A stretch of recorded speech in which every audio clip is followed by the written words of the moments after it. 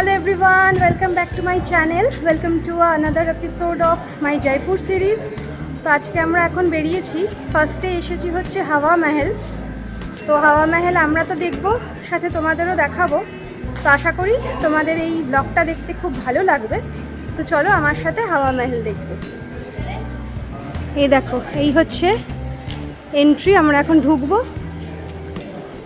এই যে এখানে রিয়ান আর রিয়ানের বাবা। রিয়ান একটু হাই বলে দাও। বলো হাই। আচ্ছা, রিয়ানের শরীরটা একটু খারাপ, ওই জন্য একটু আপসেট। এখন আমরা চলো ঢুকি ভেতরে, ঢুকে তারপর তোমাদের দেখাচ্ছি। শুনেছি তো খুবই সুন্দর, দেখা যাক। এখন অনেক ফটো তুলতে হবে, ভালো ভালো রিল বানাতে হবে, সব করতে হবে। তো চলো। তো ফার্স্টে ঢুকেই তো দারুণ সুন্দর একটা ফোয়ারা এখানে দেখতে পেলাম।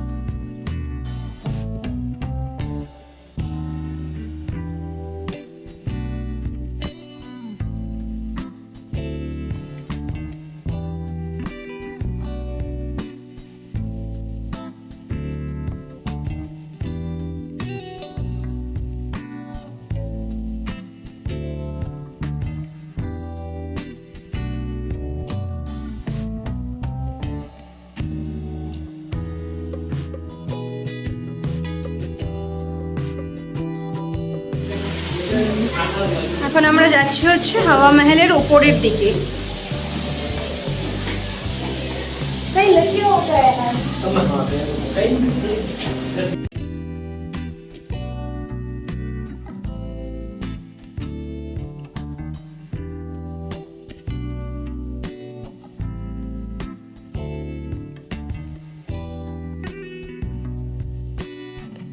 কিছুটা ওপরে উঠে এসেছি, দেখতে খুবই সুন্দর লাগছে। বাইরে থেকে আগের দিন তো দেখেছিলাম, আজকে ভেতরে ঢুকলাম।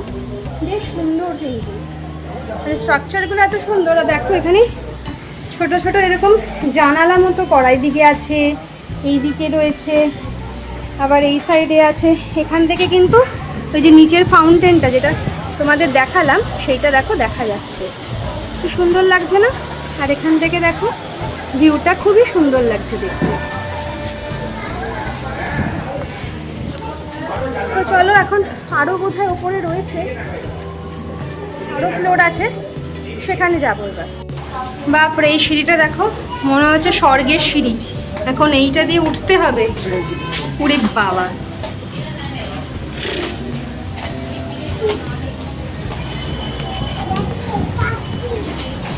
কিন্তু স্বর্গের সিঁড়ি দিয়ে উঠে যে ভিউটা পাওয়া যাচ্ছে সেটা জাস্ট অসাধারণ।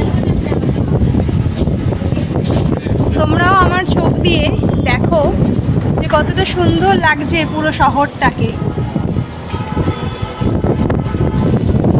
হাওয়া মহল তো দেখা হয়ে গেল, এবার নেক্সট ডেস্টিনেশন আমাদের হচ্ছে সিটি প্যালেস। সিটি প্যালেস যাওয়ার জন্য তো এসেছিলাম, বাট সিটি প্যালেসের লাস্ট এন্ট্রি বন্ধ হয়ে গেছে, তাই আমরা এখন এসেছি হচ্ছে যন্তর মন্তর। সিটি প্যালেসের উল্টো দিকেই একদম। তো ভাবলাম সেটাই ঘুরে দেখে নিই, এবং সিটি প্যালেসটা দেখি। কালকে যদি পসিবল হয় কালকে আসবো, দেখবো। আর না হলে কিছু করার নেই, এবার আর হবে না, নেক্সট টাইম। তো চলো যন্তর মন্তরটা তোমাদেরকে দেখাই। যন্তর মন্তরে ঢুকে তো আমি পুরো অবাক হয়ে গেছি। দিল্লিতেও একটা আছে শুনেছি, বাট আমার কখনো দেখা হয়নি। এটাই আমার ফার্স্ট টাইম আমি যন্তর মন্তর এসেছি।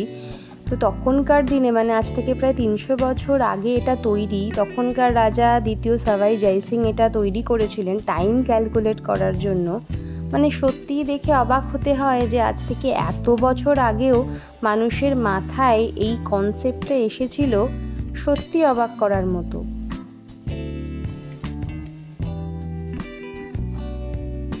খোলা মাঠ পেয়ে তো দিব্যি রিয়ান এখানে খেলে বেড়াচ্ছিল, আর আমি অবাক হয়ে চারিদিকটা দেখছিলাম।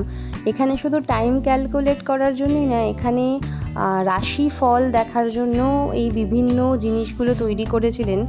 12টা রাশির 12টা এরকম স্তম্ভ রয়েছে এখানে। তো এখানে সব রাশি আমাদের যে ইংলিশের 12টা রাশি রয়েছে, তো প্রতিটা রাশির একটা করে এরকম একটা কি বলবো স্তম্ভের মতো রয়েছে। এখানে স্করপিও আছে, এখানে রয়েছে হচ্ছে স্যাজিটেরিয়াস, এরকম করে করে ওইদিকে লিও আছে, ভার্গো আছে, সব আছে। এরকম 12টা রাশিরই কিন্তু এক একটা করে এরকম করা রয়েছে। বাট এটার ব্যবহার কি ছিল সেটা আমি জানি না।